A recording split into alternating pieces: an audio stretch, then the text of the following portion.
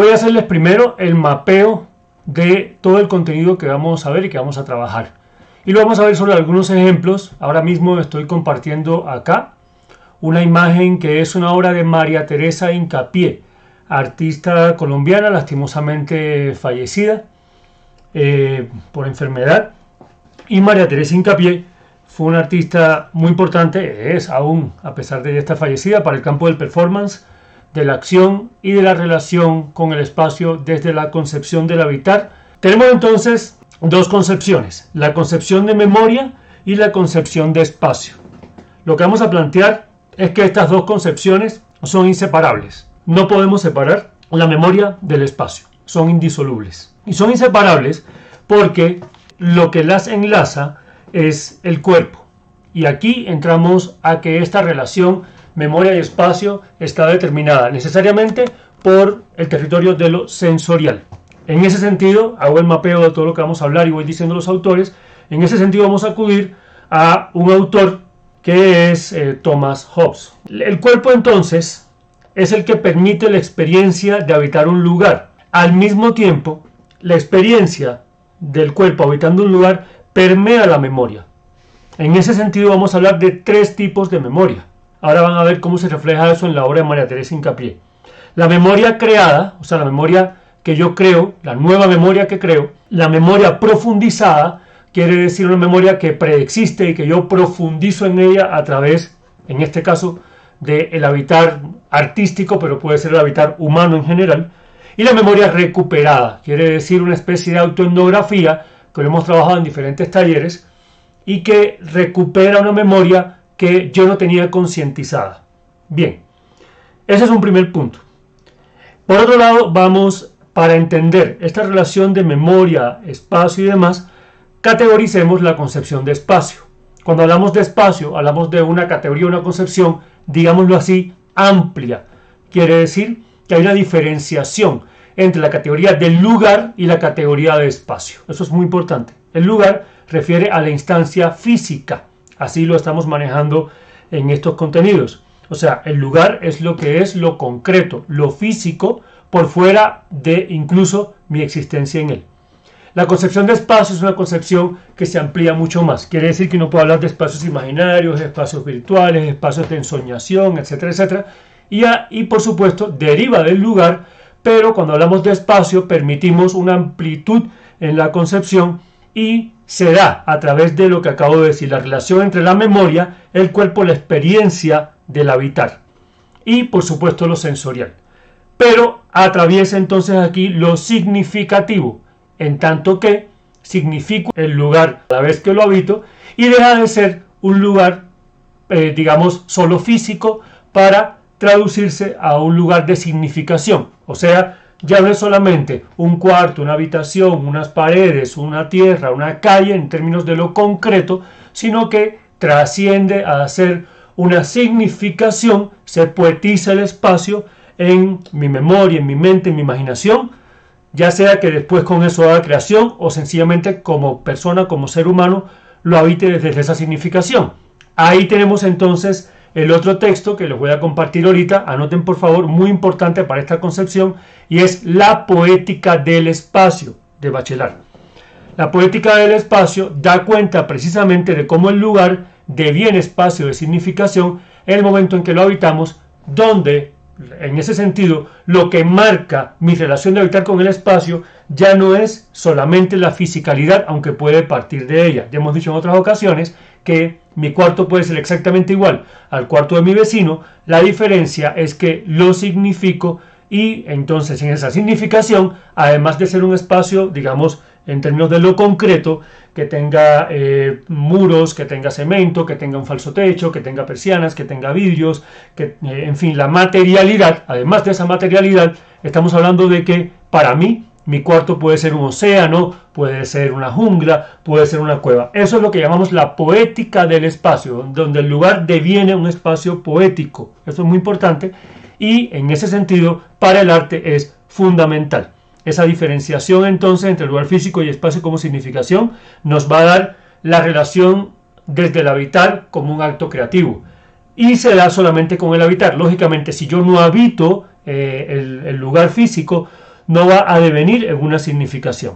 Bien, en ese sentido entonces, poetizar un espacio es hacer un mapeo. En ese mapeo la concepción de memoria, que les decía ahorita que puede ser creada, o sea, una memoria que se renueva, profundizada, profundizar en la que ya existe, o recuperada, memoria que pensé que estaba perdida, no tenía concientizada y la recupero, siempre es una memoria actualizada. La memoria aquí no la concebimos como una relación con el recuerdo, en tanto la capacidad de recordar algo pasado. Esta no es la concepción de memoria de la que partimos. O sea, en los colegios y demás, y en nuestra cultura y sociedad, se ha disminuido, se ha restringido, se ha limitado la idea de memoria a una concepción de la capacidad de memorizar, digamos así, de memorizar información, ¿sí? Entonces, una buena memoria es la capacidad de grabarse en la mente datos, por decirlo de alguna forma. Esa no es la concepción de memoria. En este caso, la memoria, incluso enlazada al recuerdo, está siempre relacionada con la imaginación y con la capacidad de sugerir nuevas sensaciones. ¿Por qué? Se los digo de esta manera. La memoria es una plataforma constante y permanente, ya sea individual o colectiva. Cuando una comunidad, digámoslo así, acude a la memoria colectiva, por ejemplo, del mito, lo que hace es actualizar un tiempo que ya no es anterior, sino que pasa a ese presente y lo actualiza en una plataforma siempre, contemporánea de la memoria, siempre actual de la memoria. Ahí lo actualiza, perdón la redundancia, en tanto que se revive lo que supuestamente era un tiempo anterior. Se revive a través de qué, y volvemos al asunto, a través del cuerpo. Aquí lo más importante es el cuerpo, a través de la experiencia corporal, porque no hay otra. Ya vamos a ver eso ahorita con la parte sensorial. Y al revivirlo se reactualiza, por tanto la memoria siempre es un estado presente, o lo que llamaríamos, según Michel Maffesoli, un instante eterno. Pero incluso si nosotros intentamos instalar en esa memoria lo que es un recuerdo, digamos, de un tiempo anterior a nuestra vida individual, digamos, por ejemplo, un cumpleaños que tuvimos cuando estábamos en la etapa de la infancia, inevitablemente que ese recuerdo se va a reactualizar a partir de las sensaciones, de lo sensorial, de lo que es nuestro cuerpo actualmente. ¿Por qué? Porque sencillamente no somos las mismas personas que éramos ni hace 10, ni hace 15, ni ayer siquiera. Por tanto, cada vez que recordemos, lo que hacemos es imaginar aquello que pudo haber sido, y lo imaginamos desde la instancia actual de lo que somos en la actualidad. Y si ustedes se dan cuenta, ya en el ejercicio, cada vez que ustedes recuerden una etapa de su vida y la recuerden en un momento distinto, esa etapa va a tener en ustedes una sensación diferente. ¿Por qué? Porque se actualiza. Por tanto, en ese sentido, recordar es imaginar. Yo no recuerdo mi infancia, yo imagino mi infancia desde la instancia actual de mi experiencia vital, sensorial, emocional, psicológica, incluso racional, etc. En ese sentido, entonces, dado que no hay memoria, si no hay cuerpo que sienta, si no hay sensaciones sobre el cuerpo, si no hay experiencia sensorial, tenemos que la experiencia sensorial que atraviesa, insisto, los sentidos, siempre se convierte en imago, o sea, en imagen. O sea, un recuerdo de memoria es construir una imagen. Imago o imagen viene de la raíz imaginación, por eso recordar siempre es imaginar. Entonces la memoria aquí no la estamos viendo como algo que existió antes y que tenemos que regresar y que es invariable, sino como algo que se actualiza todo el tiempo. Eso es muy importante en esta acción de María Teresa Hincapié, porque ella esta acción la hizo incluso varias veces. Ella lo que hace es, vamos a repasar lo que hemos dicho, construir un espacio memoria, porque son inseparables. ¿Y qué es lo que hace que sean inseparables? Su cuerpo presente. El cuerpo que media y que es atravesado porque es el lugar de la experiencia. No tenemos relación de espacio-memoria si no somos un cuerpo que habitamos el lugar. Vamos a verlo ahora con otro ejemplo. Posteriormente, entonces, ella escoge unos objetos que tienen que ver con una memoria colectiva de lo que es ser mujer, una memoria individual de lo que es su vida, digámoslo así, personal, cotidiana incluso, ¿sí? Hace un mapeo, los ubica en un espacio y al ubicarlos reinventa la memoria, vuelve a actualizar esta memoria en un momento actual. De hecho, en el caso del performance, siempre decimos que el performance nunca es el mismo por más que lo intentemos repetir, sino que ella lo que hace es volver a reactualizar el performance. Lo hizo varias veces en varios momentos de su vida y cada vez que lo hacía nuevamente se reactualizaba. Aquí entonces tenemos lo siguiente. En la pieza de María Teresa Hincapié tenemos una relación entre mapa y territorio. Vamos a esa parte ahora. Hay por un lado una diferencia entre el mapa y el territorio. Digamos que el mapa, si lo distanciamos, es la representación del territorio. Quiere decir que el mapa no es el territorio, representa el territorio. ¿Ok? El territorio entonces es la experiencia de habitar, o sea, es el sí mismo. Una cosa es el mapa de Bogotá y otra cosa es habitar Bogotá. En ese sentido entonces el territorio es la experiencia misma del habitar y el mapa es lo que da cuenta de esa experiencia. Creo que eso lo tenemos hasta ahora claro.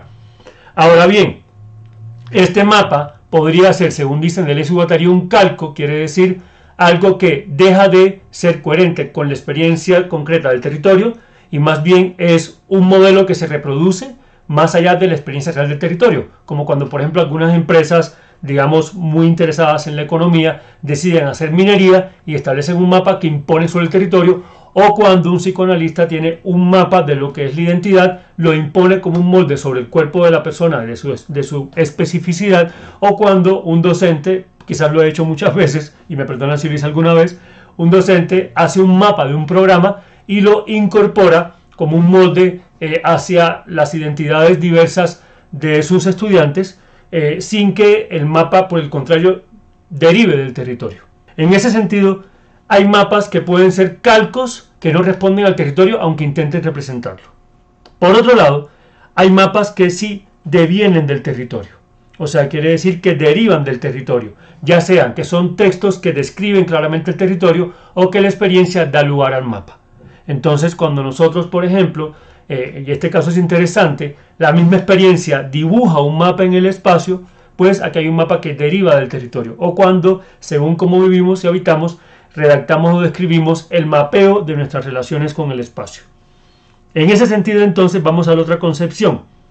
Y es que cuando el mapa atraviesa la experiencia o viceversa, la experiencia atraviesa el mapa, hablamos de un mapa instalado. O sea, el mapa es, digámoslo así, la abstracción de la experiencia, sea porque la proyecto, sea porque la dibujo, sea porque hago un boceto, sea porque hago un texto, porque hago un mapa conceptual de un posible proyecto. ¿Bien?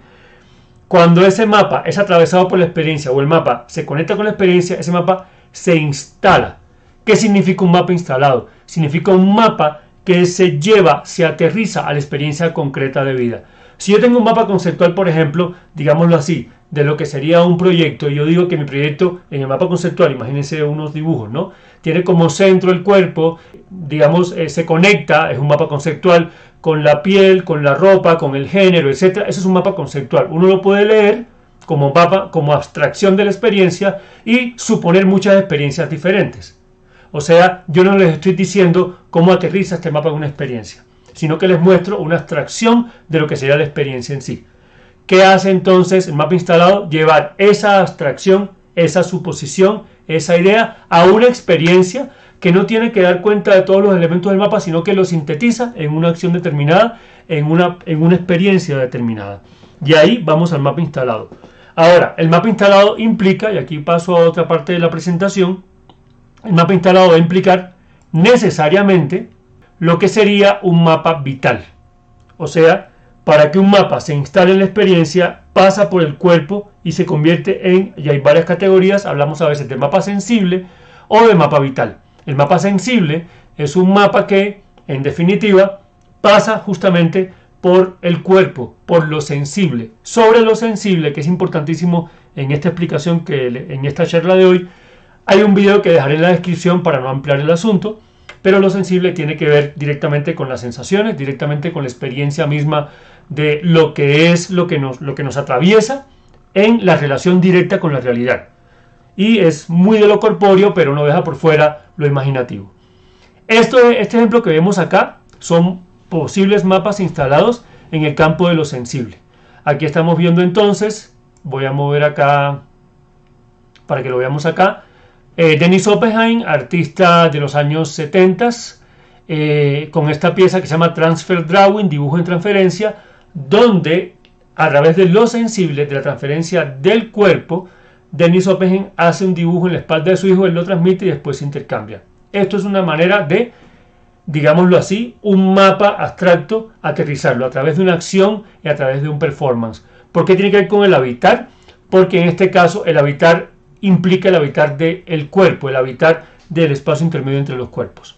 En el caso de Enema, grupo cubano de performance, que lleva esta acción a una ampliación en términos de que ahora sí hay un lugar que deviene espacio de significación, hablamos de la ciudad, en este caso en Cuba. Ellos transmiten un mapa que tiene que ver con el territorio mismo, o sea, con el mapa del territorio, con el mapa del lugar que están habitando. Y aquí el mapa se convierte en un mapa instalado en el espacio sensible del cuerpo. Y el último ejemplo, aquí el habitar la ciudad. Entonces ya vamos a ver por qué esto es una concepción de habitar desde el cuerpo. Primero lo digo de una vez porque el habitar es, y por eso es importante esta charla conectada con la anterior que vimos, es que hablamos la anterior charla de la fragmentación y el habitar sería lo antagónico a la fragmentación. O sea, habitar es justamente evitar la fragmentación, es volver a integrarse donde hay una relación armónica, una relación, digámoslo así, relacional, aunque parezca redundante, entre cuerpo y espacio para configurar una única realidad. En la ciudad no habitamos porque pasamos muy rápidamente. Recuerden que la velocidad es parte de la fragmentación. En este caso entonces lo que tenemos es una acción que hicimos hace ya unos años en el colectivo CAN, en Colombia, Bogotá, donde hacíamos un recorrido por la ciudad, pero habitando y permaneciendo en varias instancias de la ciudad y llevando esta misma acción de Dennis Oppenheim, de Enema, a varios cuerpos. Este mapa se instala en una experiencia corporal. De manera que entonces hay una relación entre espacio, memoria, por supuesto la concepción de mapa instalado, que no se elimina. Bien, vamos entonces a involucrar lo siguiente.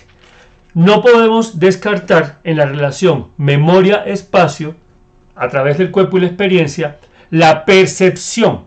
Lógicamente, una forma en que se actualiza, insisto, esta memoria como una plataforma constante es la percepción del mundo. Por eso es que hablamos de la teoría de la Gestalt o de la Gestalt. Esto también quiero aclararlo, lo hemos visto en los contenidos acá. ¿Por qué conecto todas estas cosas? Porque la teoría de la Gestalt o de la Gestalt es una teoría de la percepción y tiene en cuenta la concepción de la experiencia. Además de todos sus principios, figura-fondo, simetría, contraste, etcétera, etcétera, etcétera, que además recuerden que no son principios de la imagen por fuera de la experiencia del cuerpo mismo o del habitar, sino que lo que habla la Gestalt es que estos son principios de la psiquis, de la psicología y el mismo imaginario humano, ¿no? Son principios de la percepción, o sea, no son elementos compositivos externos a nuestra experiencia de mundo o de vida, ¿no? Por eso era una psicología, una forma de entender la psiquis humana. Pero además de todos estos principios que nos atraviesan en el habitar, una cosa muy importante es que la base fundamental de la Gestalt o de la Gestalt es lo holístico, que es la relación de todo con las partes, ya lo hemos hablado anteriormente, y esto es muy importante en lo que digo en la relación del habitar, memoria y demás, donde hacemos parte de una concatenación de situaciones, y la otra parte fundamental es que la Gestalt o la Gestalt se basa en la experiencia, o sea, en la experiencia como digamos, concepción, noción, sensación necesaria de percepción del mundo. Y tiene que ver entonces aquí con lo que hablamos. Entonces, memoria, espacio, cuerpo, experiencia, lugar, percepción y Gestalt o teoría de la Gestalt, con todos sus principios que están ahí involucrados. Vamos entonces a establecer unas líneas claras del habitar y vamos a ir adelantando en términos de los conceptos. Bien, en términos del habitar, entonces entendemos que no hay separación entre memoria y espacio porque justamente ambos habitan en el cuerpo. El cuerpo, en tanto la experiencia de habitar un lugar. Si yo no tengo experiencia de habitar un lugar, no puedo tener memoria con respecto a ese lugar. Esa experiencia implica un mapeo. Ese habitar implica una traslación del lugar como elemento meramente físico a espacio de significación y establece una cosa que es la poética del espacio, y ahí está el libro de Bachelard. Y, lógicamente, una concepción de mapeo. Pero en este caso el mapa no puede quedarse como, así sea un mapa rizomático y muy interesante en sus interacciones, como algo distante de la realidad, como un calco que se impone en la realidad, sino que el mapa se instala. Mapa instalado es el mapa que aterriza como mapa sensible y vital en la realidad, como el ejemplo que vieron de María Teresa Hincapié en su acción, que el título es Una cosa es una cosa. Cuando hablamos de habitar, entonces el habitar es un acto de hacer liminalidad con el espacio. Recuerden que el espacio es ya el lugar trascendido a significación poética del espacio. ¿Qué significa hacer liminalidad? Significa que habitar implica que yo logro un intersticio, una hibridez, espacio, lugar y cuerpo habitan una misma frontera donde crean un tercer espacio donde son indisolubles. En cierta forma se crea una dimensión en la que mi cuarto y mi cuerpo están en un intersticio totalmente enlazados, o sea, están conectados y son parte de una misma realidad. Lo primero entonces es que habitar es hacer liminalidad. Lo segundo, habitar es profundizar. Quiere decir que no es, por decirlo de alguna forma, flotar etéreamente, no aterrizando en el lugar, sino profundizar en el lugar. ¿Cómo se profundiza? Desde lo corpóreo, lo físico, el tacto, hasta incluso lo que tiene que ver con, por supuesto ya lo decíamos, la parte en términos de imaginación, poética, significaciones, aquello subjetivo, profundizar en lo subjetivo. Tiene que ver con lo que hemos hablado del punto cero. El otro punto entonces, la otra categoría del habitar. ¿Qué es habitar? Es además continuar el espacio. ¿Qué significa continuar el espacio? Significa que yo, a la vez que realmente habito un lugar, habito mi casa, habito mi cuarto, se crea una especie de simbiosis que implica que cuando yo salgo de mi cuarto, de alguna forma, ese espacio o ese lugar va conmigo. O sea, habitar es continuar el espacio. Por eso hablamos de marcas, espacios y rituales. Porque el espacio deja una marca en mí y está en mí incluso cuando yo no estoy en él.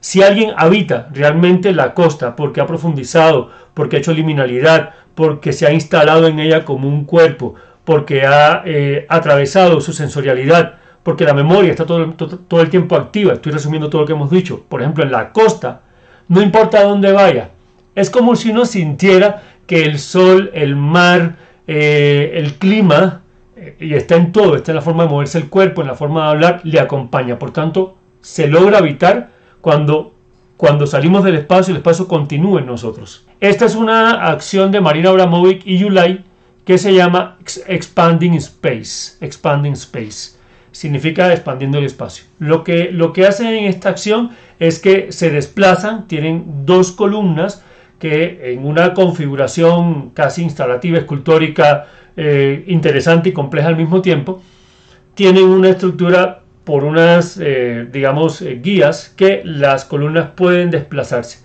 pero no se desplazan tan fácilmente, requieren que el cuerpo impacte para que se desplace. Eso significa que a medida que como cuerpos Marina Abramovic y Yulai impactan en las columnas se van separando. Eso significa lo siguiente, y da cuenta de lo que estamos diciendo: no existe espacio-lugar en la experiencia a no ser que el cuerpo la habite y tenga un impacto con ella, o sea, tenga una relación con el espacio. O sea, el impacto, yo les puedo hablar de un territorio, de Cuba, por ejemplo, donde yo vengo. Si ustedes no impactan su cuerpo con Cuba, pues definitivamente no va a existir ese espacio para ustedes. Prácticamente es como si a medida que voy haciendo impacto, voy creando el espacio, creando el lugar en una nueva memoria que también queda en el cuerpo grabada.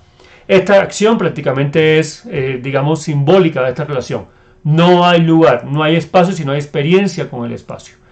Esta es una acción de Bruce Nauman. Estamos hablando de años, ya saben, décadas de los 70s, algunos son finales de los 60s, y estamos hablando de estas primeras experimentaciones performáticas que devienen del arte conceptual. Bruce Nauman tiene esta acción que se llama caminando en un perímetro de un cuadrado. Lo que hace él en la acción es caminar, sencillamente. Pero ¿por qué la pongo? Y es importante porque primero Bruce Nauman tiene una serie de acciones donde él habita su estudio, habita su espacio. En ese habitar, él establece esa relación, de simbiosis con el lugar, teniendo en cuenta todo lo que hemos planteado hasta el momento. Esto es una manera también de que hay un mapa que se instala. En este caso no con la espiral cuadrada de María Teresa Hincapié, que además habla del crecimiento, pero también habla de esa cuestión de la mujer inscrita en una cuadrícula estricta y rígida masculina. En este caso es un cuadrado y él lo que hace es recorrerlo, pero su cuerpo internamente intenta romperlo, por tanto es como una especie de pulsión interna que se quiere salir del esquema rígido de la masculinidad, pero al mismo tiempo hay una ambigüedad porque no logra hacerlo. Pero para él caminar es habitar. y Bruce Nauman hace muchas acciones que tienen que ver con el reconocimiento del lugar y del espacio. Esto es muy importante en el caso de Bruce Nauman. Bien, entonces un mapa vida, un mapa instalado, habitar un lugar implica la relación cuerpo-territorio, habitar, andar y recorrer. Habitar es entonces instalar un mapa y no llevar a cabo un calco. Esto lo tenemos ya, lo hemos visto en otras ocasiones, no leeré el texto completo, pero sabemos que Deleuze y Guattari plantean que el rizoma como mapa permite diferentes interacciones, en cambio que el calco es un molde que siempre intenta reproducirse de la misma manera. Eso significa que la experiencia que tengamos en el lugar es una experiencia que siempre, insisto, se va a reactualizar. Hacemos rizoma, hacemos mapa instalado con el lugar. Para quienes lleven un mapa de proyecto a un mapa instalado es lo mismo. La realidad, cuando yo llevo ese mapa que está primero planteado de forma abstracta, como una idea abstracta, a una situación concreta y llevo ese mapa a una experiencia en sí, la experiencia debe sorprenderme, debe, como dice acá el texto, debe permitir opciones abiertas, conectarles en otras dimensiones y susceptible de recibir modificaciones. En el habitar, por supuesto que está relacionado el tiempo. El tiempo es fundamental en el habitar. Hay un tiempo largo en que Bruce Nauman habita su estudio. Hay un tiempo importante en el que Marina Abramovic y Ulay se expanden el espacio. Y habitar sí tiene que ver con la temporalidad. En ese sentido tenemos entonces las siguientes categorías. Tenemos experiencias, sean accionales, instalativas, corporales y demás, instaladas, aterrizadas en un espacio. Tenemos experiencias que son, por un lado, de una duración determinada, quiere decir que tiene una secuencia, pasa en el performance, o sea, hay una narrativa que tiene un comienzo y un final y que dura este tiempo y que hay que ver la línea de duración para entenderla o para compartirla o para sentirla. Y por otro lado tenemos experiencias de duración indeterminada o de larga duración que tienen que ver con la resistencia, qué tanto resiste el cuerpo en ese espacio. En la charla anterior hablábamos de los estados de encierro que decía Foucault. Curiosamente es muy interesante porque en el campo del performance hay una buena cantidad de artistas de performance que han acudido siempre un poco al encierro, ¿no? A la cuestión del cuerpo en solitario. ¿Por qué? Porque es el lugar no para fragmentarse del mundo, sino para reconectarse con su propio cuerpo en el espacio en el que están. La permanencia puede ser indeterminada, porque tiene que ver con habitar el espacio por un tiempo que no calculo de antemano. Marina Abramovic y Ulay tienen una acción donde se atan el pelo desde atrás, ¿sí? Y se llama Relation in Time. Y esta acción dura el tiempo que el pelo resista hasta que el pelo solito se va desmenuzando. Ya ahí hay un habitar entre ambos, donde la respiración, el tiempo, la duración, se crea algo simbiótico entre ambos cuerpos, donde esa duración es importante para habitarse realmente en esa relación. Y el público entra en un momento determinado, pero ellos están todo el tiempo en esa situación, un tiempo muy largo. Ahora, no significa esto que habitarse implique necesariamente alargar el tiempo. Sí significa que implica una profundización en la experiencia. Porque la profundización en la experiencia, sentir, conectarse y demás, es justamente lo que nos salva de la fragmentación. A esa profundización puede implicar, en términos de reloj, por decirlo así, de tiempo lineal, un tiempo corto o extendido, según lo necesario. Yo, en un tiempo lineal corto o de reloj no tan largo, podría profundizar en un instante, y es un instante que profundizo y aprovecho al máximo y me conecto allí. O puedo permanecer un largo tiempo. Se supone que habitar la calle, habitar la ciudad, habitar la casa, etc., sí requiere una concepción de temporalidad. En el arte puede ser tiempo largo, pero lo importante es que sea profundización.